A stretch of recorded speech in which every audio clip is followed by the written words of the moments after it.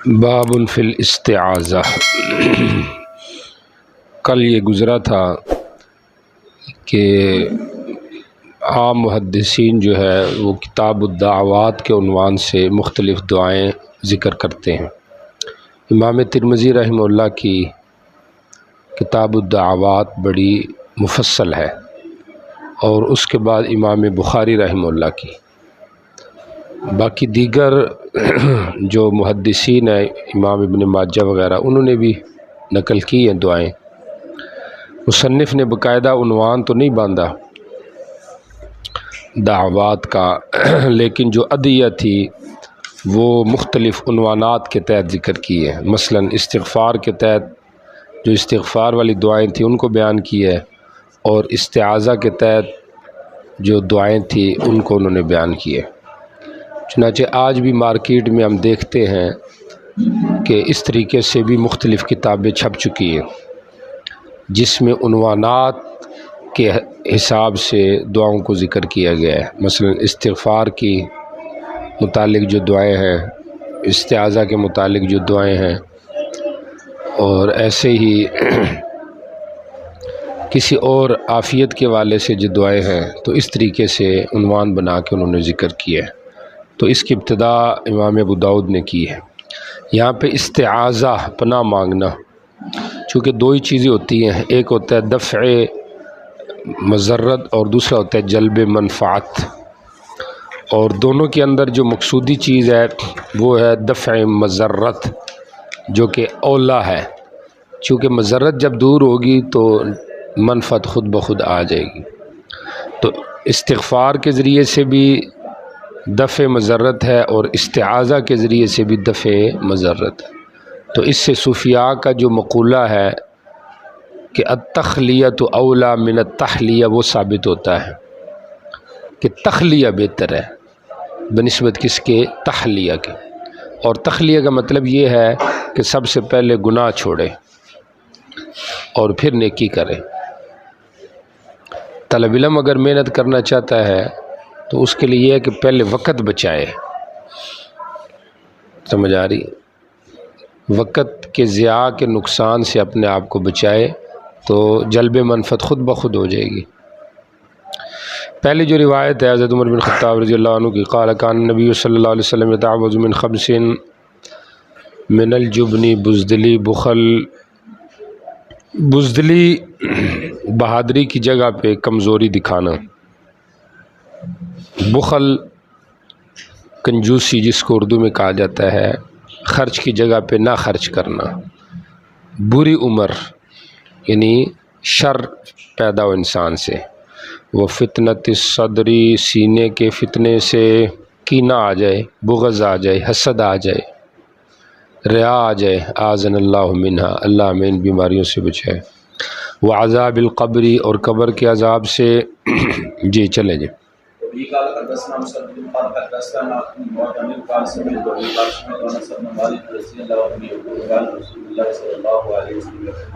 اللهم إني أعوذ بك من العجز والكسل والجبن والبخل والحرم، أعوذ بك من عذاب القبر وأعوذ بك من فتنة المحيا والممات۔ حرم بڑھاپا، سمجھ آ رہی؟ انسان کسی کا محتاج ہو جائے، اللہ کسی کا محتاج نہ بنائے کسی حوالے سے بھی، سمجھا؟ اور ایسا بندے کامیاب ہوتا ہے۔ محتاج بندے کی کوئی زندگی نہیں ہے۔ آپ کسی شعبے میں لے لیں، جب تک کوئی بندہ ایکسپرٹ نہ ہو اپنے شعبے میں، اپنی صحت میں، اپنے مال میں، اپنے پاؤں پہ نہ کھڑا ہو، تو اس کی کوئی وقت قدر نہیں ہوتی۔ سمجھ آ رہی؟ تو اس لحاظ سے بندے کو یہ دیکھنا چاہیے ہر وقت کہ میں کسی کا محتاج نہ ہوں۔ سمجھ آ رہی؟ اور ابھی چلنے کا موقع ہوتا ہے، سیکھنے کا، جیسے آپ کا موقع ہے، سیکھیں گے، ایکسپرٹ ہو جائیں گے، چلنے کی عادت ہو جائے گی، ورنہ پھر مشکل ہو جاتا ہے معاملہ۔ یعنی کتاب مسئلہ سامنے ہوتا ہے پھر بھی سمجھ ہی نہیں آتا۔ یہ بھی ایک عجیب بات ہے، اللہ اس سے بھی ہمیں پناہ دے۔ یعنی بعض اوقات ایسی چیز ہوتی ہے کہ ایک چیز سامنے لکھی ہے لیکن سمجھ میں نہیں آ رہی کہ یہ کیا ہے۔ سمجھ آ رہی؟ تو اس سے بھی اللہ حفاظت کرے۔ باقی حیات ممات کا فتنہ، زندگی میں بھی مختلف فتنے ہیں، سمجھ آ رہی؟ اور مرنے کے بعد بھی جو پریشانی ہے وہ بھی ایک آزمائش ہے نا بندے کے لیے۔ جی چلے جی۔ وبه قال حدثنا سعيد بن منصور وقتيبة بن سعيد قال حدثنا يعقوب بن عبد الرحمن قال سعيد بن الزهري عن عمرو بن ابي عمرو عن انس بن مالك رضي الله عنه قال كنت اخدم النبي خدمت کیا کرتا نبی علیہ السلام کی، وكنت اسمعه کثرت سے میں آپ سے یہ سنتا اللہ نے۔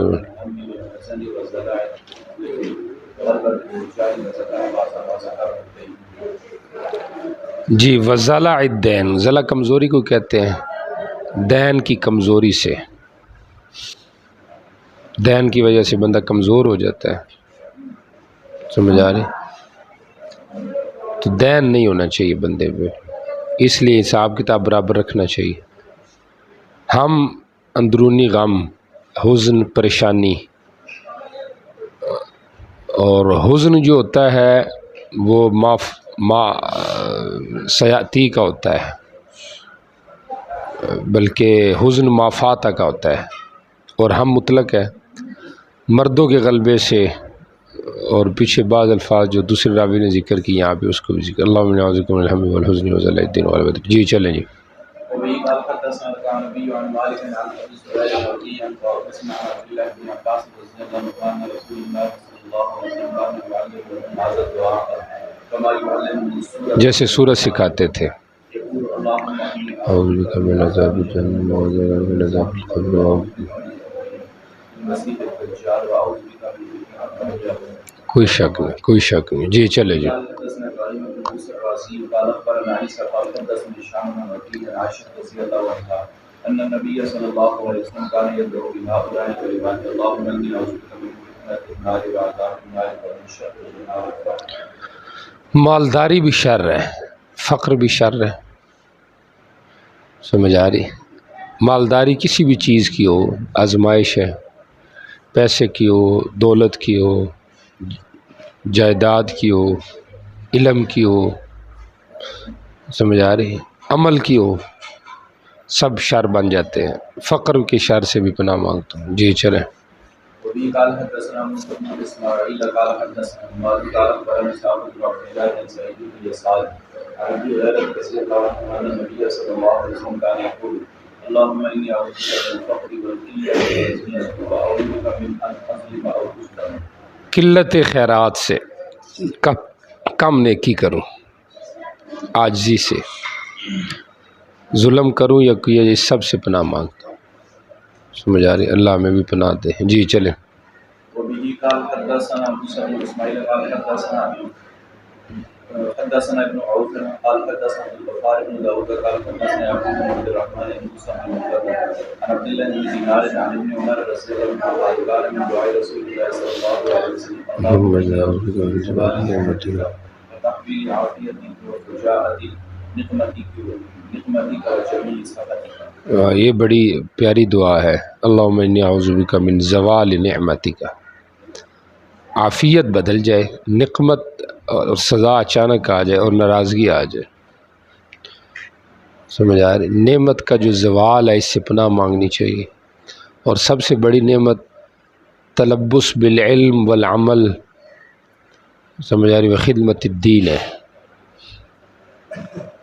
تو اس سے انسان اگر رہ جائے تو یہ گویا کہ نعمت اس کی پھر گئی ہے، زوال میں چلا گیا۔ جی چلے۔ قال حدثنا عمرو بن عثمان قال حدثنا بقية قال حدثنا زبير بن عبد الله بن ابي السليك عن بريد بن نافع قال حدثنا ابو صالح السمان قال قال ابو هريرة رضي الله عنه ان رسول الله صلى الله عليه وسلم كان يقول اللهم اني اعوذ بك من الشقاق والنفاق والسوء۔ بدبختی، نفاق، اوپر اور اندر اور برے اخلاق، اخلاق کی درستی بہت ضروری ہے، سمجھ آ رہی؟ اور اخلاق ادبی کا نام ہے، دوسرا نام ہے، سمجھ آ رہی؟ ایسا قول عمل جس سے بندہ تعریف کیے جائے تو یہی اخلاق ہے، اور وہ عمل یا کردار جس پہ بندے کی برائی ہو یہ برا اخلاق ہے، سمجھ آ رہی؟ ہمارے اخلاق بھی اچھے ہونے چاہیے،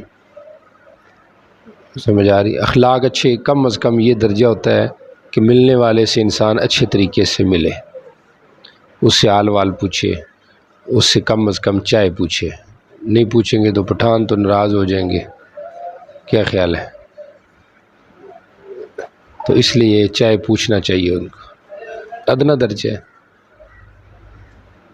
اور یہ حق ہوتا ہے. بعض لوگ اس میں کوتاہی کرتے، شاید ہم بھی انہیں میں سے ہوں گے. سمجھ آ رہی؟ تو مہمان کو اتنا وقت دینا چاہیے کم از کم کہ اس کو کچھ کھلا، خود نہیں اگر ٹائم دے سکتا تو کم از کم کسی کے ذمہ لگا دے کہ بھئی مہمان آ رہے ہیں، ان کو کھانا کھلانا ہے یا ان کو چائے پلانی، پھر ان کو رخصت کر دینا. یہ ہونا چاہیے. سمجھ آ رہی؟ بعض جگہوں میں ہم سنتے ہیں تو اس چیز کی کمی ہے. اب ایک عالم ہے، اس کے پاس لوگ زیادہ آ رہے ہیں تو آگے سے بندہ ملے ہی نہیں. سمجھ آ رہی؟ تو یہ نہیں ہونا چاہیے. ایک نائب مقرر کرنا چاہیے پیچھے سے، جو ہے جو بھی مہمان آیا آپ نے اس کو ہینڈل کرنا ہے، اس کو بٹھانا ہے، پانی پلانا ہے، سادہ پانی پلائیں. مہمان یہ تو سمجھے کہ میں کسی جگہ پہنچ آیا ہوں. پھر اسے پوچھے بھی چائے پینی ہے، اگر چائے پینی ہے تو چائے پلا دے اس کو. ایک آدمی اگر 500,000 روپے خرچ کرتا ہے تو اس کے لیے آپ 50-100 روپے خرچ کر دیں، تو جب جائے گا واپس تو اچھے قدموں سے جائے گا. اور اگر اس طرح نہیں ہوگا تو وہ بیچارہ کہے گا یہ تو مجھ سے غلطی ہو گئی ہے، آئندہ تو میں کبھی ادھر منہ بھی نہیں کروں گا. تو یہ حق ہے. پھر ان کو بتا دے کہ نہیں ہے مثلا، سمجھ آئے حضرت صاحب نہیں ہے، آپ پھر کسی وقت تشریف لے آئے، آپ رابطہ کر کے آئیے، ان کا رابطہ نمبر ہے. یہ بھی ہمارے یہاں کمی ہوتی ہے، تو اس وجہ سے لوگ پریشان ہوتے ہیں. بھی رابطہ نمبر ہونا چاہیے، ادھر لکھا ہوا ہو بھی کسی نے آنا ہے رابطہ کر کے آئے، تو جس وقت ایزی ہو تو اس وقت آپ ٹائم دیں بھی اس وقت سے اس وقت ٹائم ہوتا ہے، تو اس میں سارے معاملات بہتر ہو جاتے ہیں. جی چلے جی. بہرحال یہ لوگوں کا بھی ایک لحاظ سے ان کی اصلاح ہونی چاہیے، ان کے لیے یہ ٹھیک ہے. سمجھ آ رہے؟ کیونکہ لوگ بھی بعض بندوں کو تو مولوی سمجھتے ہیں، دوسرے جو ہمارے جیسے چھوٹے چھوٹے ہوتے ہیں ان کو تو سمجھتے کچھ نہیں. کیا خیال ہے؟ بھئی عالم کی قدر میں نعیس العلم کریں نا آپ. شخصیات پرستی جب آپ کریں گے تو پھر شخصیات نے تو پھر یہی آپ کو دینا ہے. جب آپ میں نعیس العلم قدر کریں گے تو پھر آپ کو یہ نہیں افسوس ہوگا کہ یار میں ادھر گیا ہوں اور مجھے یہ ہو گیا وہ ہو گیا، کیونکہ آپ کو پتہ علماء ہیں سب کی قدر کریں، اور جیسے آپ ایک دوسرے کی قدر کرتے ہیں. کیا خیال ہے؟ جی چلیں. ابي قال حدثنا محمد بن علاء يعني بن ادريس عن ابن عجلان عن المنذري عن ابي هريره رضي الله عنه قال كان رسول الله صلى الله اللہ اکبر. اللهم اني اعوذ بك من الجوع فانه بئس الزجير واعوذ بك من الخيانه فانها بئس البطانه. زجی اور بتانا تقریباً ایک ہی معنی ہے ان کا. سمجھ آ رہی؟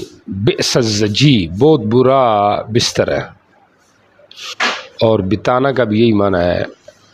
سمجھ آ رہی؟ تو خیانت یا جو اس سے میں کیا کرتا ہوں پناہ مت. جی چلیں.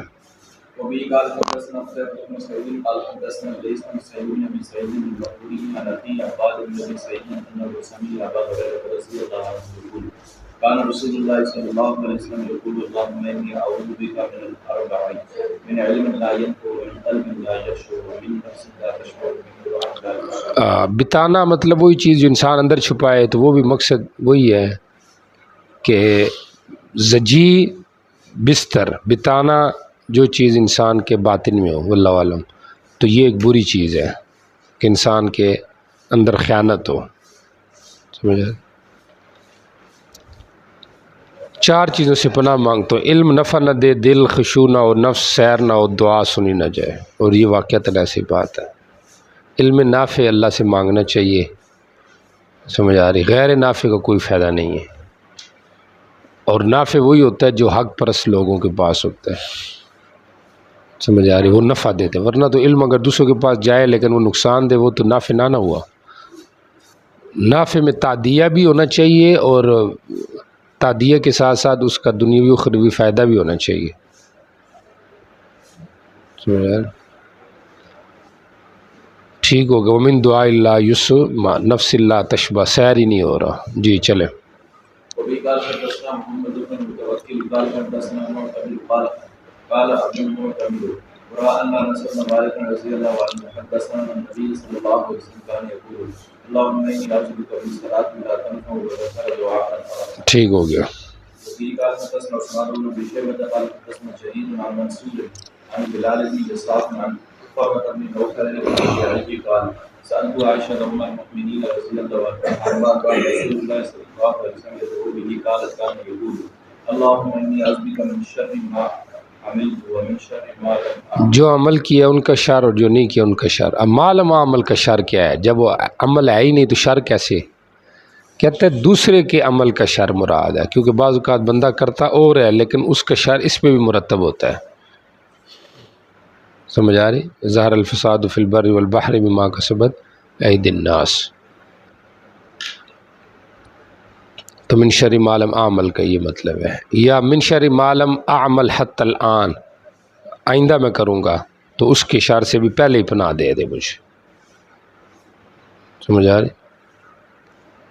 اور ومن شر ما لم اعمل، اور اس چیز کے شر سے بھی مجھے پناہ دے ما لم اعمل جو میں نے کیا نہیں ہے. سمجھ آ رہی؟ مثلا ریا کہ ایک چیز کی نہیں لیکن بندہ کہ میں نے کی ہے تو وہ دکھلاوا آ جائے گا نا. تو ان چیزوں سے بھی میں کیا کرتا ہوں؟ پناہ مانگ. تو عمل سے بھی پناہ مانگنی چاہیے. سمجھ آ رہی؟ انسان عمل کرے لیکن یہ کہے کہ یا اللہ اس میں جو برائی ہے اس سے مجھے پناہ دے دے، تو یہ بھی ضروری چیز ہے. باقی جو برائیاں ہیں اس کا ہمیں نہیں پتہ چلتا کیا برائی ہے. سمجھ آ رہی؟ کیونکہ ہم اس لائن کے بندے ہی نہیں ہیں. سمجھ آ رہی؟ جو لوگ اس لائن کے بندے ہیں، روحانی امراض کے ماہرین، ان کے پاس جب بیٹھیں گے، ان سے جب تفتیش کروائیں گے، تشخیص کروائیں گے، رپورٹیں ہوں گی وہاں پہ، پھر پتہ چلے گا کیا کیا برائی ہیں. ورنہ تو ہم ٹھیک ٹھاک ہیں. سمجھ آ رہی؟ جیسے ڈاکٹر کے پاس بیٹھے تو وہ کہے گا جی آپ کو حکیم کے پاس یہ مسئلہ ہے. تو ایسے ہی جو لوگ روحانی امراض کے ماہر ہیں ان کے پاس بیٹھے تو پتہ چلے گا کہ انسان میں تو بہت زیادہ امراض ہیں.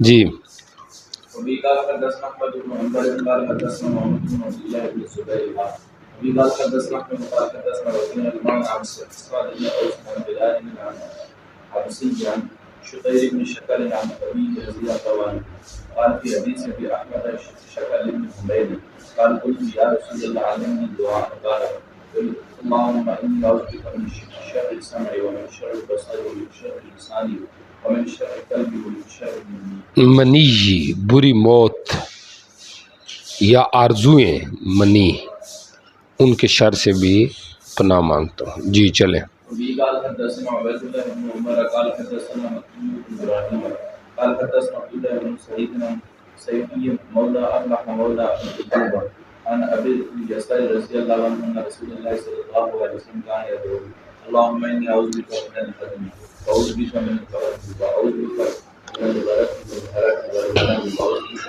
ان يتخبطني الشيطان الى الموت واعوذ بك ان اموت في سبيلك واعوذ بك ان اموت.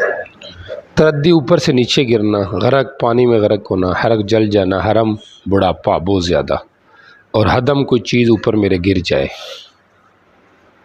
ان ساری چیزوں سے کیا کرتا ہوں؟ پناہ مانگ. جی چلیں. قال حدثنا ابراهيم بن موسى الرازي قال اخبرنا عيسى عن عبد الله بن سعيد قال حدثني مولى ابي ايوب عن ابي يسار رضي الله عنه وزاد فيه بالغم. ٹھیک ہو.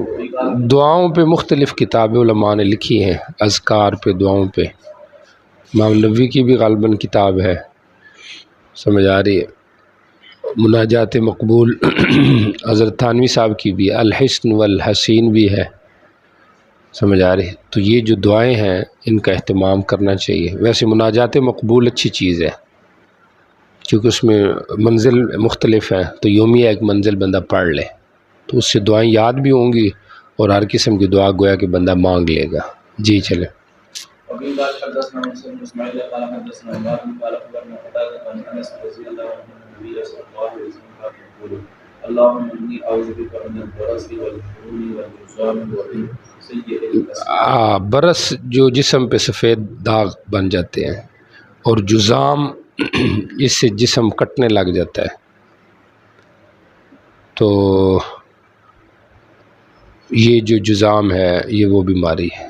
اور جنون پاگل پن اور سخت بری بیماریوں سے، سیء الاسقام، مطلق بیماریوں سے پناہ نہیں مانگی کیونکہ وہ تو خیر کا ذریعہ ہے.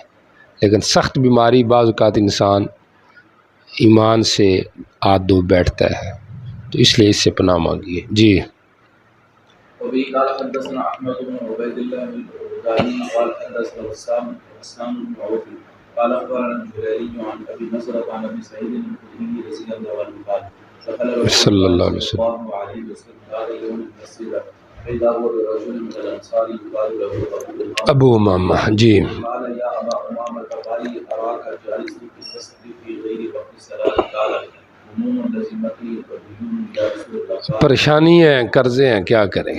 جی أفلا أعلمك كلاما إذا قلته أذهب الله همك وكذا عنك دينك تیرا دین ختم کر دے۔ قال قلت بلى يا رسول الله قال قل إذا أصبحت وإذا أمسيت اللهم إني أعوذ بك من الهم والحزن وأعوذ بك من العجز والكسل وأعوذ بك من الجبن والبخل وأعوذ بك من غلبة الدين وقهر الرجال قال ففعلت ذلك فأذهب الله همي وكذا عني ديني۔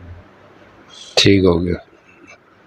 مصنف نے یہ دعا آخر میں شاید پیش کی ہے کتاب الصلاۃ کے، قضا عنی دینی، شاید اس طرح اشارہ ہے کہ جو میرا بھی مقصد تھا وہ کیا ہو چکا ہے، پورا ہو چکا ہے۔ جی كتاب الزكاة وفي قال حدثنا مدرب بن سعيد الثقفي قال حدثنا قيس بن خير عن الزهري قال أخبرني عبيد الله بن عبد الله بن عتبة عن أبي هريرة رضي الله عنه قال لما توفي رسول الله صلی اللہ علیہ وسلم وغفر من غفر من عرب قال عمر بن الخطاب لأبي بكر كيف تقاتل الناس وقد قال رسول الله صلى الله عليه وسلم أمرت أن أقاتل الناس حتى يقولوا لا إله إلا الله فمن قال لا إله إلا الله عصم مني ماله ونفسه إلا بحقه وحسابه على الله فقال أبو بكر لأقاتلن من فرق بين الصلاة والزكاة أحل الزكاة حق المال والله لو منعوني يقال إن كانوا أدونه إلى رسول الله صلى الله عليه وسلم قاتلتهم على منعه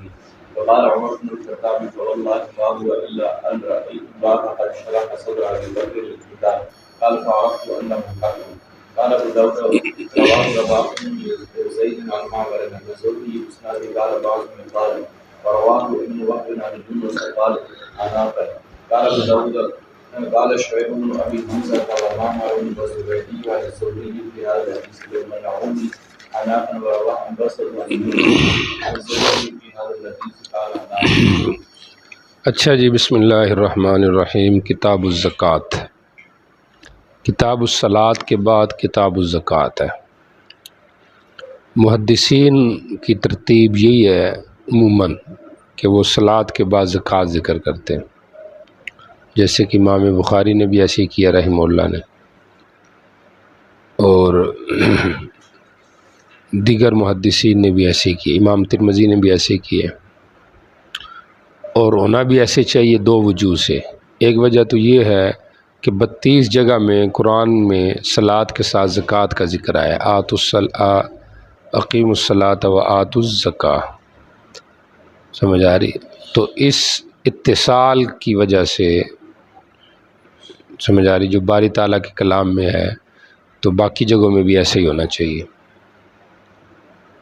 اور دوسری وجہ یہ ہے کہ زکوٰۃ کا جو درجہ ہے یہ باقی عبادات سے زیادہ ہے، مثلا روزے سے اور حج سے کیا ہے، زیادہ ہے۔ یہ حنفیہ کا مسلک ہے۔ شافعیہ کے ہاں تو یہ ہے کہ صوم اور حج یہ افضل ہے بنسبت زکوٰۃ کے، سمجھ آ رہی؟ بہرحال دو وجہ ہے زکوٰۃ کو صوم وغیرہ پر مقدم کرنے کی، اور دو ہی وجہ ہیں صوم کو زکوٰۃ پر مقدم کرنے کی۔ ایک وجہ تو یہ ہے کہ صوم بھی بدنی عبادت ہے، جیسے کہ نماز بدنی عبادت ہے، سمجھ آئے؟ اور دوسری وجہ یہ ہے کہ صوم کی جو فرضیت ہے وہ زکوٰۃ سے پہلے ہے اور زکوٰۃ کی بعد میں ہے، چونکہ ترتیب یہی ہے نا کہ پہلے ہوا روزہ فرض، پھر ہوا صدقۃ الفطر فرض، پھر زکوٰۃ فرض ہوئی، اور یہ سن 2 ہجری کے اندر معاملات پیش آئے۔ تو اس اعتبار سے پھر کیا مقدم ہونا چاہیے؟ صوم مقدم ہونا چاہیے، جیسے امام نسائی نے کی ہے اور ابن ماجہ نے کی ہے رحمہم اللہ۔ اب جو حضرات کہتے ہیں کہ روزہ افضل ہے مثلا شافعیہ، لیکن زکوٰۃ بھی مقدم کیوں ذکر کرتے ہیں؟ کہتے ہیں زکوٰۃ اس لیے مقدم کرتے ہیں کہ زکوٰۃ میں عموم زیادہ ہے. زکوٰۃ کی جو ایک قسم ہے نا صدقہ فطر، اس میں عموم ہے، کیونکہ وہ سب پہ فرض ہوتا ہے، مرد، عورت، بچہ، بالغ، فقیر، غنی. ان کے یہاں فقیر پہ بھی، ہمارے یہاں فقیر پہ نہیں ہے. 12 چونکہ کہتے ہیں اس میں عموم ہے، یا یہ ہے کہ اس کی اہمیت بتانے کے لیے زکوٰۃ مقدم کرنا چاہیے، ورنہ فی نفسی روزہ کیا ہے؟ افضل ہے. بہرحال یہ ماقبل سے ربط ہو گیا کتاب الزکوٰۃ کا. دوسری بات سمجھے کہ زکوٰۃ کا لغوی اصطلاحی معنی کیا ہے. زکوٰۃ لغت میں کس کو کہتے ہیں؟ پاک کرنے کو. خذ من اموالہم صدقۃ تطہرہم، پاک کر ان کو. سمجھ آ رہی ہے؟ تو اس کا معنی پاک کرنا. دوسرا اس کا معنی بڑھنا، جیسے کہا جاتا ہے عفل مال، زکل مال، یعنی مال بڑھ گیا. زکل مال کا معنی مال بڑھ گیا. تو چونکہ زکوٰۃ سے مال بڑھتا بھی ہے اور پاک بھی ہوتا ہے، جو اس میں غلاظتیں ہوتی ہیں وہ ختم ہو جاتی ہیں، تو اس لحاظ سے اس کو کیا کہا جاتا ہے؟ زکوٰۃ. تیسرا زکوٰۃ کا معنی مدح بھی کیا گیا ہے، چونکہ قرآن پاک میں آتا ہے فلا تزکوا انفسکم، اپنی مدح سرائی نہ کیا کرو. سمجھ آ رہی؟ بعض بندے ایسے ہیں، اللہ میں ایسا نہ بنائے، کہ وہ اپنے منہ خود میاں مٹھو بنتے ہیں، یعنی بات اس انداز سے کرتے ہیں کہ جیسے کہ ان کی وجہ سے یہ کام ہوا ہے. سمجھ آ رہی؟ تو اپنی مدح سرائی نہیں بندے کو کرنی چاہیے، اپنی طرف نہیں نسبت کرنی چاہیے. ہاں جہاں مجبوری ہے وہاں کوئی اس پرائے میں بندہ بات کرے تو الگ بات ہے، لیکن ہر جگہ اپنی طرف نسبت کرنا یہ درست نہیں ہے. یہ گویا کہ اپنی مدح سرائی ہے. نبی علیہ السلام نے کبھی اپنی مدح سرائی نہیں کی کہ میں نے ایسے کیا. اور اس کا فائدہ ہم نے جو دیکھا وہ یہ ہے کہ جب آپ خود اپنی تعریف کریں گے لوگ آپ کی تعریف نہیں کریں گے، اور جب آپ کمال کریں گے اپنی تعریف نہیں کریں گے تو لوگ کہیں گے کہ یار اس نے یہ کیا، اس نے یہ کیا. اصطلاحی معنی کیا ہے؟ اصطلاحی معنی زکوٰۃ کا یہ ہے کہ نصاب مقرر سے، جو بھی نصاب ہے زکوٰۃ کا، نصاب مقرر سے سال کے بعد، سمجھ آ رہی، رب العشر یعنی 40ویں حصے کا کسی فقیر کو مالک بنانا جو نہ ہاشمی ہو اور نہ مولا الہاشمی ہو.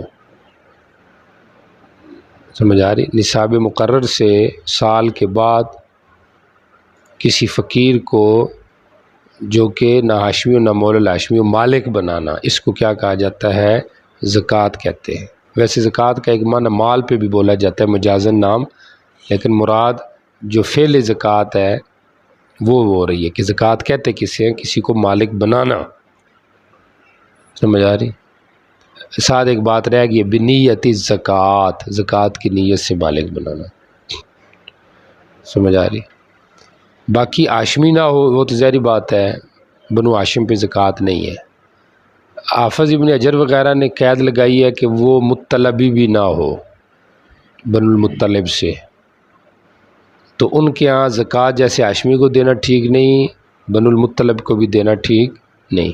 اور وہ قیاس کرتے ہیں مال خمس پر، کہ خمس میں جب دونوں کا ایک حکم ہے کہ خمس کے اندر حصہ کس کا ہے؟ بنو ہاشم کا بھی ہے، بنو مطلب کا بھی ہے، تو یہاں پہ بھی دونوں کا ایک ہی حکم ہے. ہمارے یہاں فرق ہے، ہمارے یہاں خمس کے اندر تو دونوں ایک ہیں کہ دونوں کو خمس دیا جائے گا، لیکن زکوٰۃ کے معاملے میں ایک نہیں ہے. زکوٰۃ کی ممانت صرف ہاشمی تک ہے، مطلبی پہ زکوٰۃ کی ممانت نہیں ہے. تعریف آگے ذہن میں؟ اچھا جی، یہ تو ہوگی زکوٰۃ کی تعریف. تیسری چیز ہے سن فرضیت زکوٰۃ کیا ہے. کسی اور کتاب میں یہ باتیں زکوٰۃ شروع ہوا کہ نہیں ہوا؟ سن فرضیت زکوٰۃ کیا ہے؟ اس میں 3 قول ہیں. ابن اصیل جزری کا قول یہ ہے کہ اس کی فرضیت سن 9 ہجری کی ہے. سمجھ آ رہی؟ 9 ہجری میں فرض ہوئی ہے، چونکہ آپ نے اسی وقت اموال بھیجے تھے کہ جاؤ زکوٰۃ لے کر آؤ. لیکن محدثین کہتے ہیں یہ قول باطل ہے. اس کی وجہ یہ ہے کہ زمام ابن سالبہ کا واقعہ 5 ہجری کا ہے، اور حدیث ہرقل جو ہے وہ سن 7 ہجری کا واقعہ ہے، اس کے اندر زکوٰۃ کا ذکر ہے، تو اگر فرضیت 9 میں ہوتی تو ان میں کیوں زکوٰۃ کا ذکر ہے؟ اس لیے قول ٹھیک نہیں ہے۔ حضرت ابن حجر کی رائے یہ ہے، دوسرا قول، کہ زکوٰۃ کی جو فرضیت ہے یہ سن 2 ہجری کے اندر ہے، اور اس کی دلیل ایک روایت ہے غالباً مسلم شریف کی ہے کہ صحابی کہہ رہا ہے کہ آپ نے ہمیں حکم دیا کہ نؤدی صدقۃ الفطر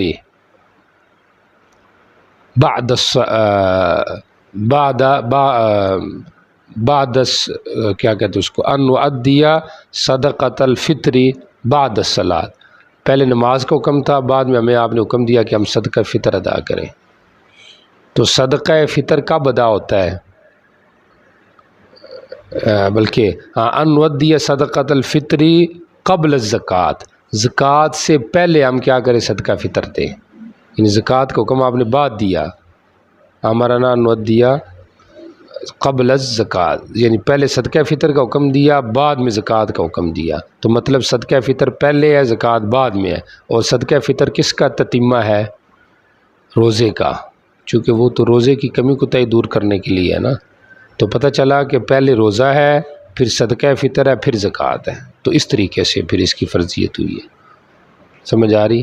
اب اس میں بھی گو کہ بعض کہتے ہیں کہ روزہ پہلے ہے، زکوٰۃ بعد میں ہے، کوئی کہتے نہیں زکوٰۃ پہلے فرض تھی وہ بعد میں، لیکن زیادہ زیادہ یہ لگ رہا ہے کہ پہلے روزہ تھا، بعد میں پھر زکوٰۃ فرض ہوئی ہے۔ یہ قول ہے حضرت ابن حجر رحمہ اللہ کا، بہت سارے لوگ اس طرف بھی گئے ہیں۔ تیسری رائے اور ابن خزیمہ کی ہے رحمہ اللہ کی، محدث جو ہیں، ان کی رائے یہ ہے کہ نہیں، نفس فرضیت مکہ میں ہو چکی تھی، چونکہ مکی آیات میں بھی زکوٰۃ کا ذکر ہے، مکی جو آیات ہے ان میں بھی کس کا ذکر ہے؟ زکوٰۃ کا ذکر ہے، تو لہٰذا اس لیے ایک نہیں کئی جگہ پہ ذکر ہے، تو لہٰذا اس لحاظ سے جو ہے وہ زکوٰۃ مکہ میں فرض ہو چکی تھی، جب فرض ہو چکی تھی تو مدینہ میں، کہتے ہیں مدینہ میں اس کی تفصیل آئی ہے، نفس زکوٰۃ وہاں فرض ہو چکی تھی، اور اس کی دلیل یہ ہے کہ حبشہ میں جعفر جی کی جو تیار کی جو تقریر ہے اس کے اندر زکوٰۃ کا ذکر ہے۔ سمجھ آ رہی؟ حالانکہ ابھی تو مدینہ گئے نہیں تھے لوگ، تو انہوں نے وہاں پہ اس پہ بعض لوگوں نے پھر یہ کہا کہ ممکن ہے کہ جعفر کی یہ تقریر حبشہ جاتے ہی نہ ہو، کچھ عرصے کے بعد ہو، اتنے میں ان کو کسی نے وہاں بتا دیا ہو کہ آپ پہ بھی زکوٰۃ بھی فرض ہونے کا حکم آرڈر آ گیا ہے۔ کہتے یہ تعویل بعید ہے، چنانچہ حضرت انور شاہ کشمیری رحمہ اللہ نے بھی اس بات کو لیا کہ فرضیت تو مکہ میں تھی، لیکن تفصیل اس کی جا کے مدینہ میں مقرر ہوئی ہے۔ سمجھ آ رہی؟ اور جو لوگ کہتے ہیں مدینہ میں ہوئی ہے تو وہ اس کا یہ جواب دیتے ہیں کہ یہاں پہ نفس زکوٰۃ کا بیان ہے، روزے کا بیان ہے، یہاں پہ فرض روزے اور فرض زکوٰۃ کا ذکر نہیں ہے، مطلق زکوٰۃ کا پاکی کا ذکر ہے۔ ہوگی بات یہ والی؟ سن فرضیہ زکوٰۃ کا کیا ہے میں نے آپ کو بتا دی ہے۔ چوتھی بات، حل افترضت الزکوٰۃ علی الانبیاء، کہ زکوٰۃ انبیاء پہ بھی فرض تھی یا نہیں تھی؟ تو اس میں بعض کتابوں میں تو اجماع نقل کیا گیا ہے کہ انبیاء پہ زکوٰۃ فرض نہیں ہے، خاص طور پہ نبی علیہ السلام پہ، سمجھ آ رہی؟ زکوٰۃ فرض نہیں تھی۔ بھی کیوں؟ کہتے ہیں اس لحاظ سے کہ انبیاء کا جو مال ہوتا ہے وہ تو ان کے پاس امانت ہوتا ہے، مرنے کے بعد صدقہ ہوتا ہے، تو لہٰذا زکوٰۃ نہیں ہے۔ اور کسی نے یہ کہا کہ چونکہ زکوٰۃ سے مقصود تطہیر ہے، نبی کا مال پہلے ہی پاک ہوتا ہے، اللہم اجعلنا من المطہرین، ٹھیک ہو گیا۔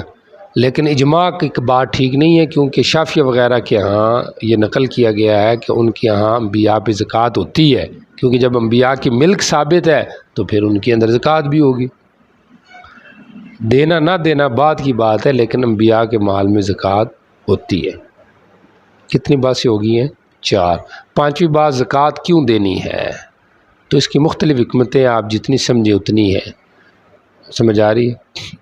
مثلا ایک حکمت زکوٰۃ کی یہ ہے کہ معاشرے میں کمزوروں کی مدد کرنی ہے، کمزوروں کے ساتھ صلہ رحمی کرنی ہے 2، نمبر 3 اپنے مال کو پاک کرنا ہے، آخرت کا ثواب حاصل کرنا ہے، چور اور ڈاکوؤں سے لوگوں کو بچانا ہے، چوری اور ڈاکے سے۔ ظاہر بات جب کچھ نہیں ہوگا تو چوری ڈاکے لوگ کریں گے، جیسے آج کل بہت زیادہ چوری ڈاکے ہو رہے ہیں، ہمارے علاقے میں تو بہت ہو رہی ہیں۔ کیوں؟ لوگوں کے پاس ہے کچھ نہیں تو انہیں چوری ڈاکے کرنا ہے، مہنگائی زیادہ ہو گئی ہے۔ تو یہ چوری ڈاکے سے لوگوں کو کیا کرنا ہے؟ بچانا ہے۔ صلہ رحمی بھی ہے، جو رشتہ دار ہیں ان کے ساتھ، سمجھ آ رہی؟ تو یہ ساری چیزیں ہیں، یہ مال کا بڑھانا ہے، اس لحاظ سے زکوٰۃ دینی چاہیے۔ اچھا جی، اب آ جائیں پہلی جو حدیث ہے، امام بخاری رحمہ اللہ نے تو اس کو کافی جگہ پہ ذکر کیا ہے، اور محدثین نے بھی اس کو عنوان کے تحت ذکر کیا، لیکن امام کی عادت ہے کہ وہ ایک حدیث سے پہلی جو حدیث لاتے ہیں عموماً بغیر عنوان کے لے کے آتے ہیں، سمجھ آ رہی؟ جیسے امام بخاری کی بھی عادت ہے کہ بعض اوقات وہ عنوان کے اندر ہی حدیث ذکر کر دیتے ہیں، جو بڑا عنوان ہوتا ہے اس کے تحت ہی، اس کے اوپر باقاعدہ عنوان نہیں باندھتے، اصل جو حدیث ہوتی ہے وہ آگے پیش کرتے ہیں۔ تو نفس زکوٰۃ کا ثبوت یہاں امام ثابت کر رہے ہیں، امام ابو داؤد رحمہ اللہ۔ آپ کی توجہ، حضرت ابو رضی اللہ تعالیٰ کی حدیث ہے، یہاں پہ 2 باتیں قابل توجہ ہیں، اگر آپ کی توجہ ہو تو۔ حدیث مشہور ہے، منکرین زکوٰۃ کے بارے میں، جو جہاد کے اوپر صحابہ کا مناظرہ کہہ لیں، مباحثہ کہہ لیں، مکالمہ کہہ لیں، سمجھ آ رہی؟ وہ یہاں پہ ذکر ہے۔ اس مکالمے سے پہلے یہ سمجھے کہ وہ من کفر من العرب سے کون لوگ مراد ہے، کون کافر ہو گئے تھے، سمجھ آ رہی؟ تو اس کے بارے میں سمجھے۔ اصل میں کچھ لوگ تو وہ تھے جو سرے سے ہی اسلام سے خارج ہو گئے تھے، مرتد ہو گئے تھے، نعوذ باللہ، سمجھ آ رہی؟ واپس اپنے دین پہ آ گئے، اور کچھ تھے ہی منافق، تو انہوں نے کھل کے مخالفت شروع کر دی۔ تو کفر من الکفر سے مراد کفار ہیں، مشرکین ہیں، سمجھ آ رہی؟ پھر عام ہے، چاہے کہ وہ مشرکین بعبادت الاوثان ہو، سمجھ آ رہی، وہ ہوں جو کہ بتوں کے پجاری ہیں، وہ بھی اس کے اندر داخل ہیں، اور یا پھر کفر من العرب کے اندر وہ ہیں جو کہ اسود انسی، مسلمہ کذاب، طلحہ الاسدی، سجاع بنت حارث، ان جیسے مدعیان نبوت کے تابعدار تھے، وہ بھی اس کے اندر داخل ہیں۔ ٹھیک ہو گیا؟ اور ایسے ہی کفر من العرب جو ہے، اس کے اندر وہ باغی لوگ بھی داخل ہیں۔ اب باغیوں میں 2 قسم کے لوگ تھے، کچھ نے تو کہا کہ ہم نے زکوٰۃ دینی ہی نہیں، انکار کر دیا زکوٰۃ کا، تو وہ بھی کافر ہی ہو گئے، کیونکہ ایک حکم کا انکار فرض کا وہ بھی کفر ہے، سمجھ آ رہی؟ اور کچھ وہ تھے جو باغی تھے، طبعاً ان کو بھی سمجھ لے بیچ میں ذکر کر دیا۔ باغی کون تھے؟ جنہوں نے کہا بھی زکوٰۃ تو فرض ہے، لیکن مدینے میں پہنچانا ضروری نہیں، قریب کے جو لوگ ہیں ان کو ہم خود دے دیں گے، اب لازمی ہے کہ وہ بندہ آئے گا اسی کو دینی ہے، تو گویا کہ وہ امارت سے نکل رہے تھے، باغی ہو گئے تھے۔ تو کفر من العرب سے مراد یا تو سرے سے اسلام چھوڑ گئے، ایسے بھی کچھ بدبخت تھے نعوذ باللہ، اور کچھ تھے ہی کافر لیکن اظہار کفر انہوں نے اب کیا، اور یا پھر وہ جو مدعیان نبوت کے پیچھے لگ رہے تھے وہ ہیں، اور ایسے ہی جو زکوٰۃ کا انکار کر رہے ہیں، یہ سارے اس کے اندر داخل ہیں۔ بات سمجھ آ رہی کہ نہیں آ رہی؟ باقی یہ نہیں کہ جیسے بعض لوگوں نے لکھا ہے، خطابی وغیرہ نے، کہ جی سارے لوگ کافر ہو گئے تھے، صرف 3 مسجدیں بچ گئی تھی، تو وہ لوگ باقی سارے ہو گئے تھے. ایسی بات نہیں ہے. شرذمہ قلیلہ تھا سب کے مقابلے میں جو ہے نا دین اسلام سے پھرا تھا. سمجھ آ رہے؟ گو کہ وہ بہت تھوڑا بھی نہیں تھا لیکن بہرحال اتنا زیادہ بھی نہیں تھا. ایک کافی حصہ تھا جو مختلف اشکالات کی وجہ سے یا ضد کی وجہ سے پھر گیا تھا. باقی مدینہ کے لوگ ابو بکر صدیق کی وجہ سے، مکہ کے لوگ سہیل کی وجہ سے، اور طائف کے لوگ عثمان بن ابی العاص کی وجہ سے وہ باقی رہے. باقی چونکہ ایک بڑا خدشہ دچکا تھا، سمجھ آ رہی، تو اس لحاظ سے پھر ان کے لیے سنبھلنا مشکل ہو گیا. ٹھیک ہو گیا. تو یہ ہے کفر من کفر من العرب. آگے آ رہا ہے مکالمہ حضرت ابوبکر رضی اللہ تعالیٰ، حضرت عمر رضی اللہ تعالیٰ. حضرت ابوبکر کہہ رہے تھے میں جہاد کروں گا، حضرت عمر کہہ رہے کہ وہ تو کلمہ پڑھتے ہیں. سمجھ آ رہی؟ آپ ان سے جہاد کیوں کرتے ہیں؟ اب کیا اشکال تھا حضرت عمر کو کہ وہ بار بار کہہ رہے ہیں کہ آپ ان سے کیوں جہاد کر رہے ہیں؟ حضرت عمر کی رضی اللہ تعالیٰ کا ذہن اس طرف تھا کہ حتیٰ یقول لا الہ الا اللہ، تو وہ پڑھ رہے ہیں تو کافی ہے. حضرت بکر صدیق کہہ رہے تھے کہ لا الہ تو پڑھ رہے ہیں لیکن اگلی جو حدیث ہے الا بحقی ہی، وہ اس کے نیچے آ رہے ہیں کہ حق اسلام کی وجہ سے جہاد ہو سکتا ہے، اور اسلام کا حق ہے زکوٰۃ لینا، یہ اسلام کا حق ہے زکوٰۃ کا قائل ہونا. تو جو منکر زکوٰۃ ہیں وہ منکر ہو کے کافر ہو گئے، اس لیے جہاد ہے. اور جو دے نہیں رہے گو کہ مان رہے ہیں تو وہ باغی بن رہے ہیں، اس لیے ان سے جہاد ہے. تو حضرت بکر صدیق کی نظر اللہ بحقی پر اڑی تھی اور حضرت عمر کی پہلے بات پہ تھی. اب یہاں پہ اشکال ہے کہ بھئی اور حدیثوں میں تو واضح ہے، یہاں پہ تو یہ ہے نا امرت ان اقاتل الناس حتی یقولوا لا الہ الا اللہ، اور مسلم وغیرہ کی روایت کے اندر ہے حتی یقول لا الہ ویؤمنوا بی وبما جئت بہ، میرے اوپر بھی مان لائے اور جو میں لایا ہوں اس پہ بھی مان لائے. ٹھیک ہو گیا. تو یہ تو واضح تھی. تو کہتے ہیں حضرت بکر صدیق ہو سکتا ہے وہ نہ پہنچی ہو، یا حضرت عمر کو نہ پہنچی ہو، یا حضرت بکر کو پہنچی ہو، لیکن وہ فقہی انداز سے سمجھا رہے تھے کہ جو آپ حدیث پیش کر رہے ہیں جو مجمل ہے اس کے اندر بھی اس کے اوپر اشارہ موجود ہے اللہ بحقی پر. تو جب مکالمہ ہوا تو حضرت بکر نے پھر مزید وضاحت کی اور دلیل پیش کی کہ یہاں پہ میں قتال اس وجہ سے نہیں کر رہا ہوں. حضرت عمر کے جو وجہ اشکال تھا وہ بھی محدثین نے اس کے اوپر بحث کی نا، کیا وجہ اشکال تھا؟ ایک تو یہ کہ وہ کلمہ پڑھ رہے ہیں، سمجھ آ رہی، یہ وجہ اشکال تھا. تو وہ کیا پڑھ رہے ہیں؟ کلمہ پڑھ رہے ہیں. تو حضرت بکر نے کہا کہ وہ کلمہ تو پڑھ رہے ہیں لیکن تفریق بین الصلاۃ والزکوٰۃ کر رہے ہیں، یعنی میرا ان سے جہاد اس وجہ سے نہیں، جو منکر زکوٰۃ ہیں ان سے تو اس وجہ سے ہے کہ انہوں نے کیا کر دیا ہے؟ انکار ہی کر دی ہے. اور جو مانعین ہیں نہیں دے رہے ادھر ہی تقسیم کرنے کے قائل ہیں، ان سے جہاد اس لیے کہ وہ باغی ہیں اور تفریق بین الصلاۃ والزکوٰۃ کر رہے ہیں، کیونکہ صلاۃ کو بھی پورا ماننا ہے اور زکوٰۃ کو بھی، اور زکوٰۃ کے اندر نبی علیہ السلام نے یہ کہا بھی امیر تک پہنچانی ہے، دینی ہے، تو یہ دے کیوں نہیں رہے؟ تفریق بین الصلاۃ والزکوٰۃ کی وجہ سے کر رہا ہوں، کلمہ پڑھنے کی وجہ سے نہیں کر رہا ہوں ان سے جہاد کہ وہ کلمہ پڑھ رہے ہیں. تو چونکہ یہ مفرق ہیں تو مفرق گویا کہ باغی بن رہا ہے، اس لحاظ سے ان سے جہاد ہے. تو وجہ اشکال حضرت عمر کا کیا تھا کہ یہ تو پورا دین مان رہے ہیں، تو حضرت بکر نے کہا نہیں مان رہے، یہ تفریق کر رہے ہیں، تو میرا جہاد کلمے کی وجہ سے نہیں ہے، اس تفریق کی وجہ سے. سمجھ آ رہی؟ یہ اس صورت میں ہے جب کہ وہ کون ہے، مانعین کے بارے میں اگر بات ہے. اگر یہ بات ہو منکرین کے بارے میں تو پھر بھی حضرت عمر کی شاید ذہن اس طرف ہو کہ بھئی توحید کا قائل ہونا ضروری ہے. سمجھ آ رہی؟ باقی اگر کوئی بندہ تھوڑا بہت انکار کرتا ہے تو اس کو سمجھائیں گے، اس سے جہاد نہیں کریں گے، یہ تو آخری درجہ ہوتا ہے.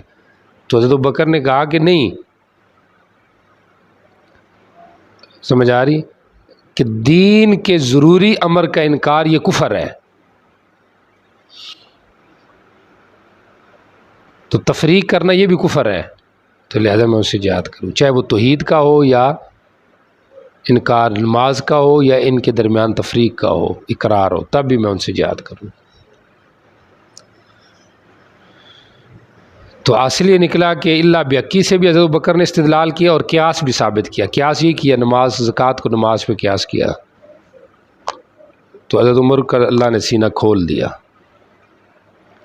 شرح اللہ صدر ابی بکر للقتال فعرفت انہ الحق، میں نے سمجھ لیا کہ حضرت بکر کی بات ٹھیک ہے، تقلیداً نہیں بلکہ اجتہاداً ہی مجھے سمجھ میں آ گئی کہ یہ بات ٹھیک کر۔ تو اس سے ایک نقطہ یہ بھی سمجھ میں آتا ہے کہ اگر نیت ٹھیک ہو مباحثے کی، مکالمے کی، تو اس وقت سینہ کھلتا ہے، اور اگر نیت ٹھیک نہ ہو تو سینہ مزید منقبض ہوتا ہے۔ اصلاح میں یہ تھا کہ وہ پہلے سے تیاری کر کے نہیں آتے تھے، ہمارے ہاں تو پہلے سے تیاری ہوتی ہے نا، بھئی اس نے یہ کہنا میں نے یہ کہنا، اس نے یہ کہنا میں نے یہ کہنا۔ اصلاح میں یہ ہوتا تھا، ان کا ایک ذہن ہوتا تھا ایک، اب اس کے اوپر کرتے تھے، چونکہ ویڈیو تو بنتی نہیں تھی، سمجھ آ رہی ہے، تو اس لحاظ سے وہ کرتے تھے مکالمے مباحثے، پھر جس طرح ان کا ذہن کھل جاتا وہ مائل ہو جاتے، کیونکہ سینے سالم تھے۔ رجوع کرنے والا بھی برا نہیں مانتا تھا، اور جس کی وجہ سے اس نے رجوع کیا وہ بھی نہیں کہتا لو جی میری وجہ سے ٹھیک ہوا ہے۔ آج تو یہ مسئلہ ہوتا ہے نا، لو جی میری وجہ سے فلاں آدمی نے یہ بات کی ہے، یہ وہ ٹھیک ہوا ہے، یہ بھی غلط بات ہے۔ ٹھیک ہے، ایک بندے کو سمجھ آ گئی، ٹھیک ہے، اگر آپ اس کو جتلائیں گے ہو سکتا ہے وہ ضد پہ آ جائے کہ وہ بات مانے ہی نہیں۔ آج کل یہی مسئلہ، تو آج اکثر مسئلے ایسے ہی ہیں۔ پہلی تو بات یہ ہے کہ لوگ مکالمہ مباحثہ کرتے ہی نہیں، آپ دیکھ لیں کتنے جزوی مسائل ہیں وہ ایسے ہی چل رہے ہیں، آج 50-60 سال ہو گئے ایسے ہی چل رہے ہیں، ہر بندے کا دوسرا ذہن ہے، سمجھ آ رہی؟ جب آپ سمجھتے ہیں کہ وہ علمی مسئلہ ہے تو آپ اس کو ڈسکس کریں، علماء کے درمیان کریں، پھر جو رائے طے ہو جو اس پہ عمل بھی کرے، عمل بھی کوئی نہیں کرتا، سمجھ آ رہی؟ نام تو سارے لیتے ہیں لیکن مقننہ کے فیصلے جتنے پڑے ہیں ادھر ہی پڑے ہیں، وہ پتہ نہیں ہے کدھر ہے۔ حالت یہ ہے کہ مقننہ کے جو فیصلے ہیں ان کا پتہ ہی کوئی نہیں، وہ ہے کدھر ہے، تو پھر یہ کیا جماعت ہے، یہ کیا محنت ہے، یہ کیا قابلیت ہے؟ ابھی آپ ایک علماء نے ایک محنت کی ہے کم از کم، اور پھر ایسے مسائل میں جن میں آپ روزانہ اختلاف بھی کر رہے ہیں تو آپ کا حق یہ ہے کہ وہ آپ ترتیب وار ان کو ایک جگہ میں شائع کریں اور پابند کریں، بھئی یہ ہمارے اس وقت کے فیصلے ہیں، ان کی رعایت کرنا ضروری ہے، سمجھ آ رہی؟ اور نہیں ہوگا تو پھر آپ دیکھیں سال دو کے بعد اور کیا ہوگا، ایک اور پٹاخہ چھوٹے گا، تو پھر آپ دیکھیں گے کہ وہ پھر کیا ہوگا، سمجھ آ رہی؟ جو آدھی سواری رہ گئی ہیں ان میں سے اور آدھی رہ جائیں گی، تو نقصان ہوگا نا، کیونکہ جو بڑا ہے جس کی تقریریں ہو رہی ہیں اس نے تو یہی کہنا ہے کہ لو جی میری تو تقریریں ہو رہی ہیں، مجھے کسی کی کیا پرواہ ہے، لوگ تو مجھے مان رہے ہیں، تو نقصان تو جماعت کا ہونا ہے، اس بندے کا تو کوئی نقصان ہونا، بلکہ اس کو تو جب آپ نے پروٹوکول دیا ہے بندے تو اس کو مل گئے ہیں، پھر آپ کہیں گے اس کا پروٹوکول چھینیں، تو آپ کیسے اس کو چھینیں گے؟ آپ پہلے اس کو پابند کریں کہ بھئی ہمارا یہ نظریہ ہے، مرکزی کا یہ ہے، ہمارا یہ ہے، تو ہمارے یہ مسائل طرف توجہ۔ عن ابی ہریرہ رضی اللہ تعالیٰ عنہ قال لما توفی رسول اللہ نبی الاسلام، جب اس دنیا سے چلے گئے، واستخلف ابو بکر بعدہ، حضرت بکر اس کے بعد جانشین بنے، سبحان اللہ۔ علم کے لحاظ سے بھی، اخلاص کے لحاظ سے بھی، تقوی کے لحاظ سے بھی، ہر لحاظ سے حضرت بکر کیا ہے؟ آگے، واستخلف ابو بکر بعدہ، وکفر من کفر، اور استخلفہ سے اشارہ اس طرف ہے کہ خود نہیں ہر کام میں آگے ہونا چاہیے، سمجھ آ رہی؟ لوگ کہیں کہ جی یہ ٹھیک ہے پھر صحیح ہے، اب ایک بندہ کہ لو جی مجھے آگے کر دیں یا میں نہیں آگے ہونا ہے، کوئی اور آگے ہو جائے تو وہ ٹھیک نہیں، تو یہ تو نہیں نیا، یہ تو اطاعت نہیں ہے۔ استخلفہ، کوئی اور کہ جی اس قابلیت ہے پھر اس کو بنا دیجیے، یہ ٹھیک ہے۔ اور صحابہ میں پھر یہ مشورے تو ہوتے تھے، ہمارے آج یہی کمی ہے کہ ایک مشورہ ہوتا ہے اور ایک سال بعد ہوتا ہے، وہ بھی ہوتا ہے کہ نہیں ہوتا، تو نقصانات ہوتے ہیں، سمجھ آ رہی؟ مشورے کی اہمیت یہی ہوتی ہے کہ ہر بات پہ کیا جائے تاکہ جس کو جو اعتراض ہے ادھر ہی ختم ہو جائے، اس کو بتا دیجیے، اس کو وضاحت کر دیجیے۔ وکفر من کفر من العرب فقال عمر بن الخطاب لأبي بكر كيف تقاتل الناس وقد قال رسول الله صلى الله عليه وسلم أمرت أن أقاتل الناس حتى يقول لا إله إلا الله فمن قال لا إله إلا الله عصم مني ماله ونفسه إلا بحقه مانا بحق الإسلام یا بحق لا إله إلا الله. وہ حساب اور اس کا تھوڑا بہت جو حساب اللہ پر ہے، باقی ہم نے ظاہر کو دیکھنا ہے، باطن کو نہیں دیکھنا. فقال ابو بکر، ابو بکر نے کہا واللہ لا اقاتلن من فرق بین الصلاۃ والزکوٰۃ اعتقادا یا عملا فإن زکوٰۃ، کیونکہ زکوٰۃ اللہ کا حق ہے. واللہ اللہ کی قسم اگر وہ مجھے دیں ایک رسی جو نبی اسلام کی طرف دیتے تھے، اگر وہ مجھے روکیں تو میں پھر بھی ان سے لڑوں گا اس کے نہ دینے پر. فقال عمر بن الخطاب واللہ ما هو الا ان رأيت اللہ، اللہ کی قسم نہیں تھی یہ مگر یہ کہ اللہ نے میرا دل کھول دیا ابو بکر کے، میں نے سمجھ لیا کہ اللہ نے ابو بکر کا سینہ کھولا ہے. سبحان اللہ، یعنی اللہ نے ان کے دل میں یہ بات ڈالی ہے. تو فارف تو مجھے بھی بات سمجھ میں آ گئی کہ یہ بات ٹھیک کرتے. آ رہی کہ نہیں سمجھ آ رہی؟ تو اجتہادی مسئلہ تھا ایک، آپ یوں کہہ لیں یہ مسئلہ اجتہادی تھا، کیونکہ مانعین زکوٰۃ سے جہاد کا ذکر تو کہیں پر بھی نہیں ہے. سمجھ آ رہی؟ لیکن ابو بکر نے جو بات کی اب اس کے اوپر اجماع ہو گیا، اب اس سے جہاد کیا جائے گا. اچھا جی، باقی یہ اقال ہے یا عناق ہے، اس کے اندر جھگڑا چل رہا ہے. اور اقال کہتے کسی ہیں، اس کے معنی کو بھی آپ سمجھیں. اقال کہتے ہیں رسی کو، تو رسی تو زکوٰۃ میں نہیں دی جاتی، لیکن وہ رسی جو جانور کے گلے میں ڈالی جاتی ہے وہ مراد ہے کہ وہ بھی گویا کہ زکوٰۃ کے تابع ہوتی ہے. وہ بھی نہ دی تو میں کروں گا، یا یہ مبالغہ ہے کہ قلیل چیز بھی نہ دی تب بھی کروں گا. یا اقال سے مراد یہ بھی کہا گیا ہے کہ یہ ایک سال کی زکوٰۃ کو کہتے ہیں، یا اقال سے مراد اونٹنی بھی لی گئی ہے جو زکوٰۃ میں دی جاتی ہے. اور پانچواں قول تو پتہ ہے کہ اقال نہیں ہے، یہ اناق ہے. اب جمہور کی رائے یہ ہے کہ یہ اناق ہے، اقال نہیں ہے. بھئی اناق کو وہ کیوں لیتے ہیں؟ اس لیے کہ ان کا مدعا ثابت ہوتا ہے. جمہور کا مدعا یہ ہے کہ اناق کہتے ہیں سال سے چھوٹے بچے کو، اور اس کے اندر بھی زکوٰۃ ہے. جو حملان ہے یا اجاجیل ہے یا پھر فسلان ہے، فسلان اونٹ کے بچے، اجاجیل گائے کے، اور حملان بکری کے بچے، ان کے اندر بھی امام ابو یوسف اور امام شافعی کہتے ہیں رحمہ اللہ کہ زکوٰۃ کس طرح دینی ہے کہ ان میں سے ایک دینی ہے، جتنے بھی ہیں نا ایک دے دو. اور باقی جو حضرات ہیں یعنی حنابلہ وغیرہ، ان کی رائے یہ ہے کہ نہیں، جس طرح بڑوں میں زکوٰۃ ہوتی ہے اس طریقے سے چھوٹوں میں بھی ہوگی. اور طرفین کا مذہب یہ ہے کہ اناق کے اندر زکوٰۃ نہیں. اب یہ دلیل جمہور کی ہے کہ وہ اناق بھی اگر دیتے ہو، مطلب اناق زکوٰۃ میں ہوتی ہے، سمجھ آ رہی. لیکن طرفین کہتے ہیں اناق کے اندر زکوٰۃ نہیں. اور اس کی دلیل یہ ہے کہ آگے ایک روایت آ رہی ہے جس کی یہ الفاظ ہیں کہ لا تؤخذ فی الزکوٰۃ رضیع او کما قال، رضی کو نہ لیا جائے زکوٰۃ میں. رضی سے مراد دودھ پینے والا بچہ ہے، تو مطلب اس میں زکوٰۃ نہیں ہے. اور یہ معنی کرتے ہیں کہ ذات مرض مراد ہے، رضی سے مراد دودھ پلانے والی جو بکری ہے وہ مراد ہے، کہ ماں چونکہ وہ اعلیٰ مال ہے لہذا اعلیٰ کو نہیں لینا، اوسط کو لینا ہے. سمجھ آ رہی؟ بہرحال یہ اناق کے اندر جو اناق کا جو لفظ ہے بفتح العین، سمجھ آ رہی. اور باقی حناف کا طرفین کا جو موقف ہے وہ آپ کو پتہ ہے کہ اونٹوں کے اندر کتنا ہونا چاہیے،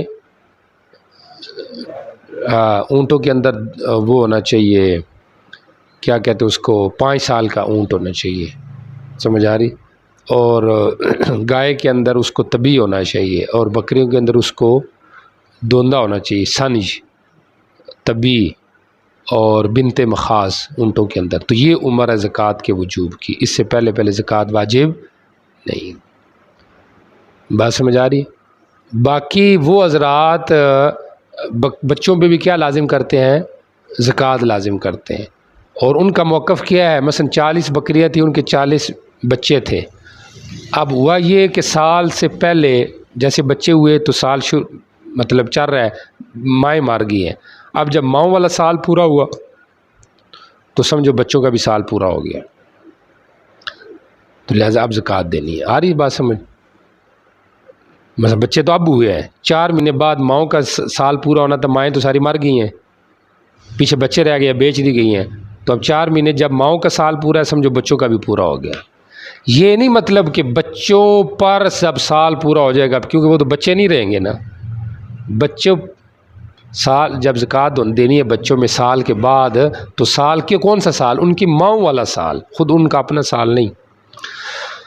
اچھا جی چلے جی پڑھیں.